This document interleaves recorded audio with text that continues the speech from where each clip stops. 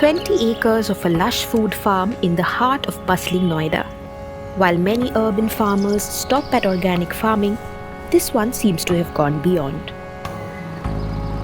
Beejom, as it is called, has built itself an ecosystem in which natural farming, the well-being of its animals, and a self-sustainable community of farmers are enmeshed in equilibrium.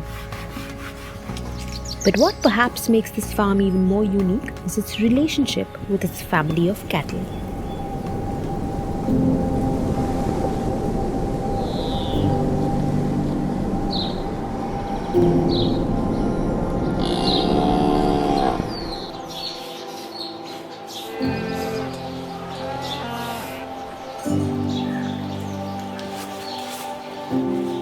Meet Kankrej, a native from Gujarat's Kutch, while Tharparkar belongs to the Sindh region. This red beauty is called Red Sindhi, and Kangeyam belongs to a sturdy breed from Tamil Nadu, especially suited for agriculture. Home to 13 pure native breeds of indigenous cattle from various parts of India, this farm doubles up as an animal sanctuary with a difference. Cows and bulls have always been part of traditional agricultural practices.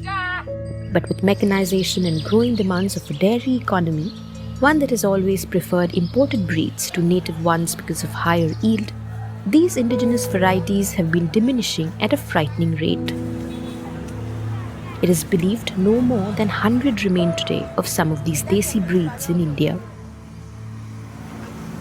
With a total of 135 indigenous cattle, of which 40 are bulls and the rest cows, what Beejom, started by Aparna Rajagopal, is striving to do is reverse some of these malpractices. And at the heart of this philosophy is its stand to practice no dairy farming. I think everyone knows how cruel the dairy industry is, and when I got into this and when I started seeing how many beautiful indigenous cattle were there, and how the history of us importing cattle from the West for this milk revolution and a lot of other things, then the need to protect these cattle became very strong. So these beautiful indigenous cattle we now purebreed on the farm, and many of these are draught and dwarf cattle which don't actually give a lot of milk. And I realized that these cattle are dying because our whole focus is on milk.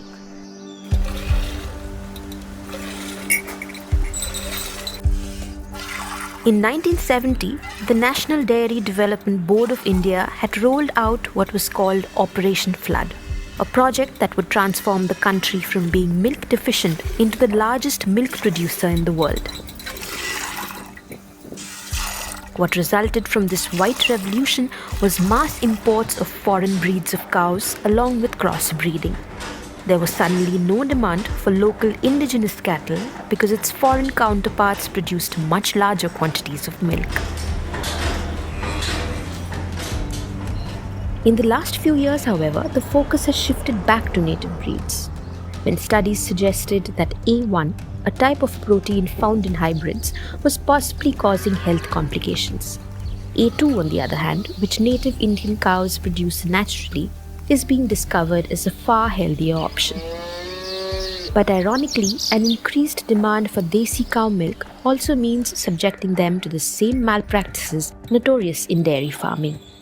Ever since the A2 milk boom happened, a second wave of milk revolution I call it, what was happening to the Jersey cattle is now happening to the desi cattle.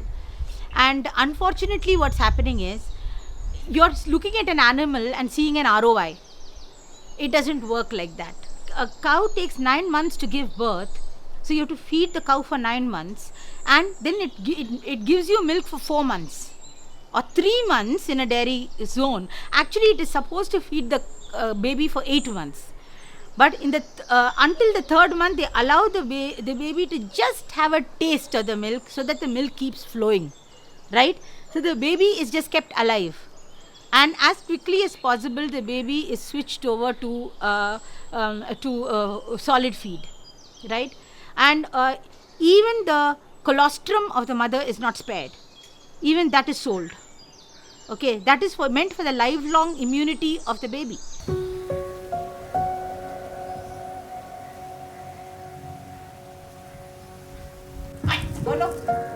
A lawyer and an avid animal rescuer, Rajagopal realized early that to save these animals, the focus had to shift away from dairy.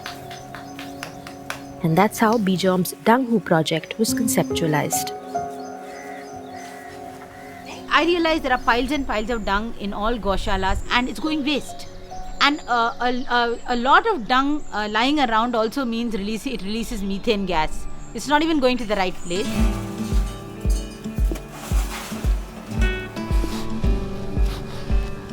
The Dunghoo project promotes an economy around cow urine and cow dung, both of which are known to come with multiple benefits. Every day, around 1300 to 1400 kilos of dung produced on this farm is collected, dried and readied over months to be converted into a variety of products.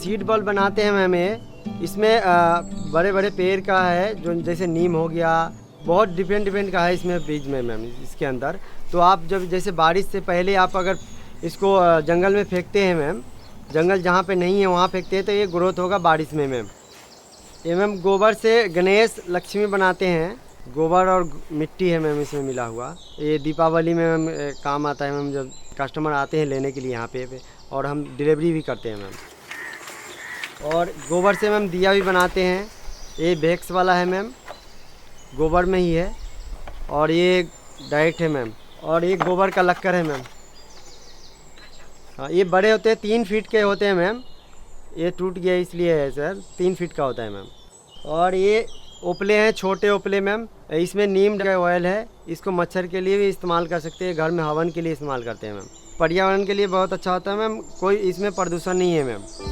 Not only do these promote the philosophy of regeneration, sustainability and conservation, they bring the most important stakeholder to the fore, the farmer.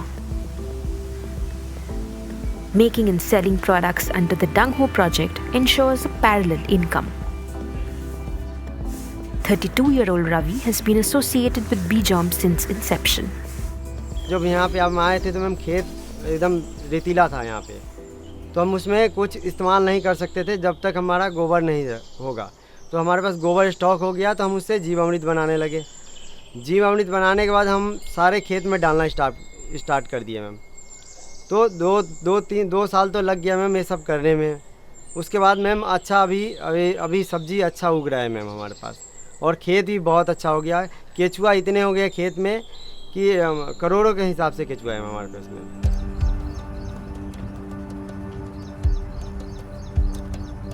Home to a large community of farmers like Ravi from all over India, this off-grid farm with its own school, clinic and a women's self-help group has direct access to weekly markets and provides skills trainings to women in an effort towards complete self-sufficiency.